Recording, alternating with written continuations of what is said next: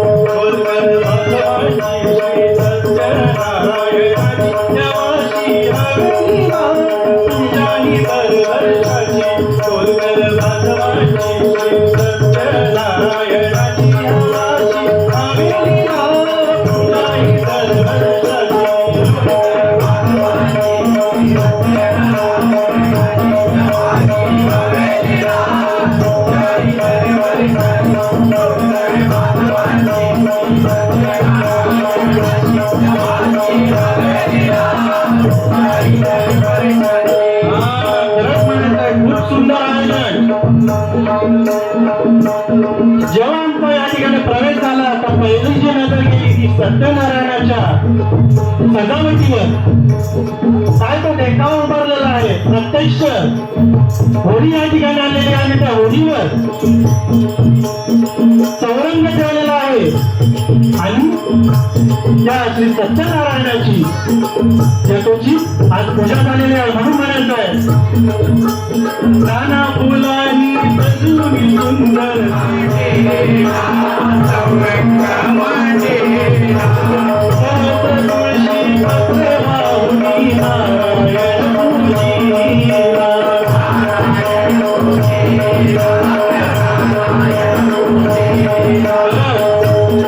त्या भगवंताला सहस्र तुळशी वाहून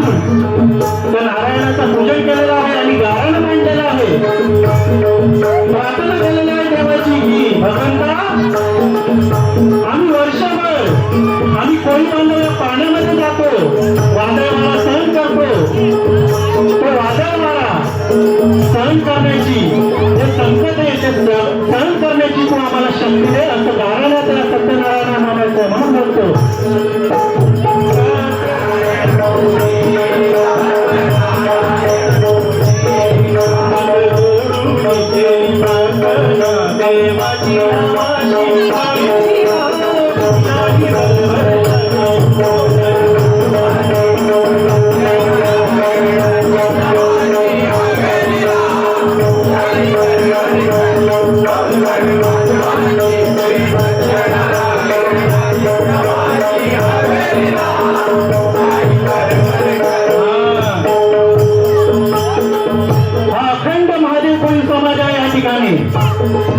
महादेव कोळी समाज म्हणजे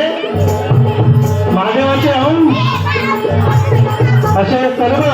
या ठिकाणी कोळी बांधव बसलेले आहेत, बंधू भगिनी बसलेले आहेत आणि हे जे सुंदर आयोजन केलेलं आहे, सुंदर सजावट म्हणा, जेवणाचं म्हणा, यासाठी सर्व कोळी बांधवांचा कोळी भगिनी मातांचा या ठिकाणी हातभार लागलेला आहे. म्हणून म्हणायचं आहे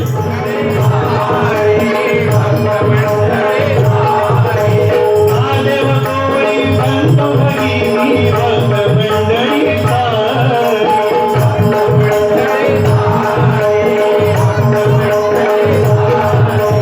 भाविक जमले तल्लीन झाले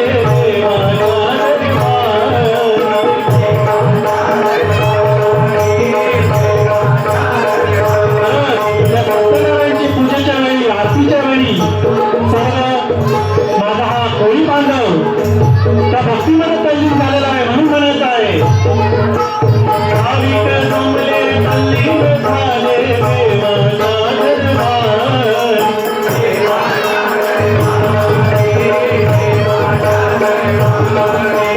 मनाला ओढ देव दर्शनाची नावाची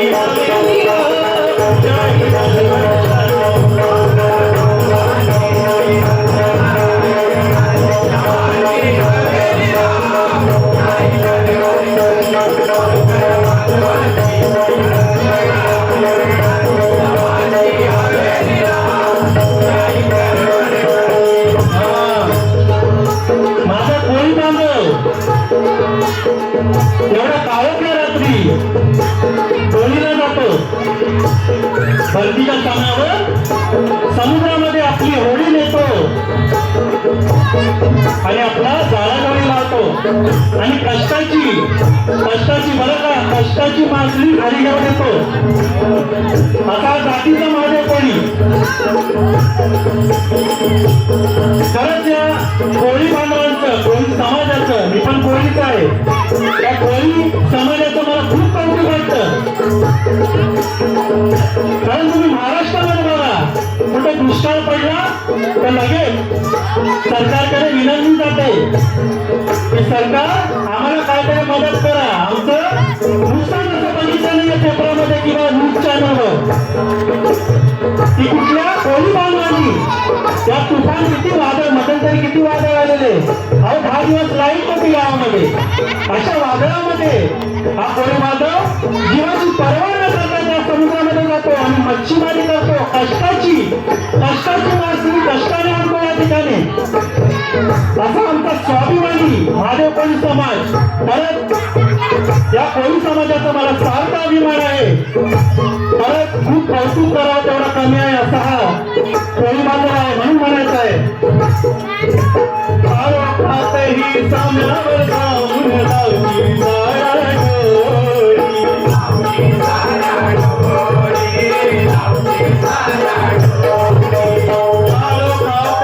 साम्यावर जाऊन लावली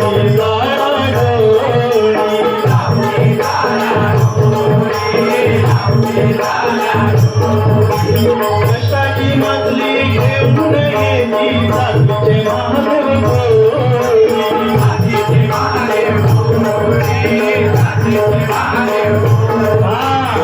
आणि या संकटाला तारणारा कोण आहे त्या संकटाला तारणारा तुफान येतं त्या संकटातून तारणारा कोण आहे तो आहे वाशी हवेलीचा ग्रामदेवत प्रत्यक्ष श्री हनुमंत म्हणून म्हणायचं आहे कष्टाची मासळी घेऊन येती जातीचे महादेव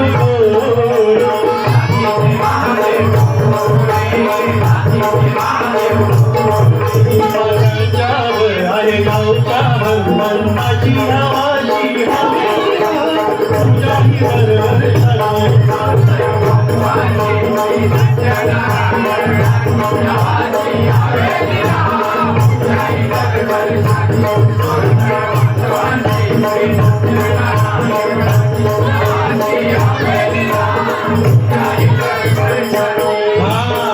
कोळी बांधव असा आहे ना की एका समुद्रामध्ये गेला आणि वादळ सुटलं की सर्वात आधी जी चिंता लागते ती कोणाला तो घरच्या घरी असलेला आई कधीच मासेमारीसाठी समुद्रामध्ये गेलाय तो सुखरूप येऊ दे हनुमंता मी गाराने घालतोय वादळ सुटलंय पण माझ्या पतीला माझ्या नवऱ्याला सुखरूप तू केलं आणि खरं सांगायचं तर कोळी बांधव उन्हाळा असो किंवा पावसाळा कधीच थांबत नाही 12 महिने जातो हा कधी उन्हाळा आलं तर थांबावं लागतं पण उन्हाळा असो किंवा पावसाळा किंवा थंडी याचा काही फरक त्या कोळी बांधवावर पडत नाही म्हणून म्हणायचं आहे थंडी असो उन्हाळा पावसाच्या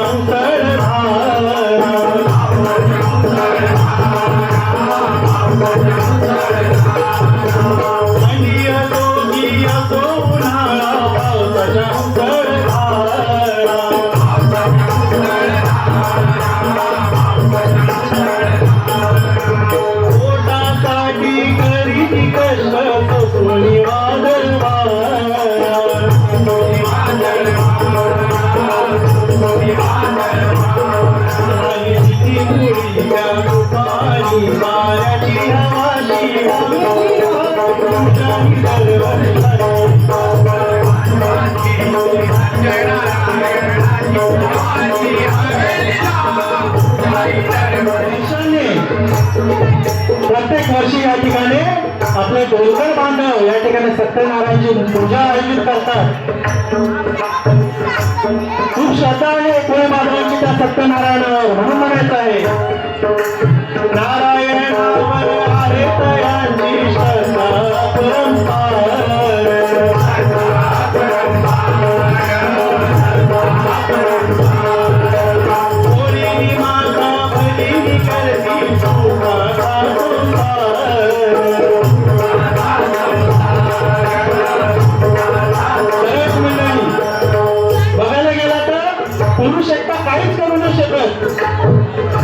तर त्याच्या घरी त्याची आई आणि पत्नी असेल आणि खरं म्हणायचं झालं तर आई आणि पत्नीचं जे घरी महिला वर्ग असतो त्यांचा खूप सपोर्ट असतो या जे मासळीचा धंदा असतो कोळी बांधव जातो मच्छीमारीसाठी आणि मच्छी आणून कोणाच्या ताब्यात होतो आणि माता भगिनी काय करतात एवढं खरं पुण्यामध्ये ती मासळी चुकवतात म्हणून म्हणायचं आहे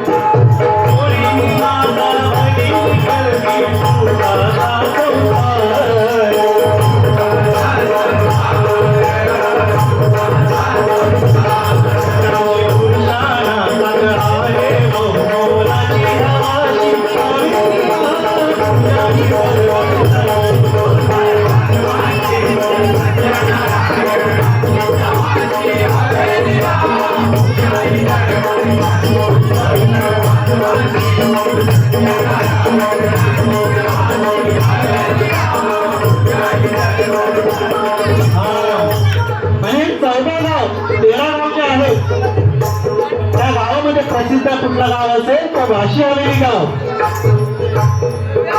या वाशी हवेली गावामध्ये जी प्रगती झाली ती वाक्यांना योग्य आहे आणि ही प्रगती झाली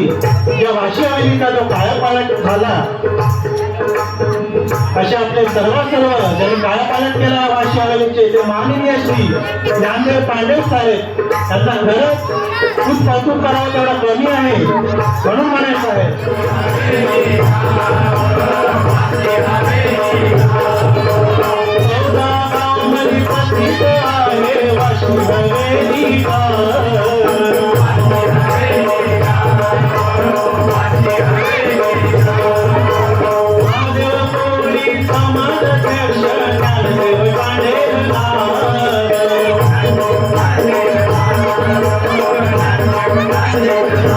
वाशी हवेली समाजाचे अध्यक्ष आहेत माननीय श्री ज्ञानदेव कांडे.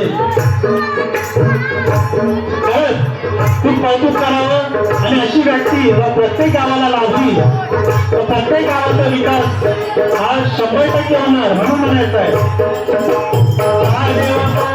समाजाध्यक्ष ज्ञानदेव कांडे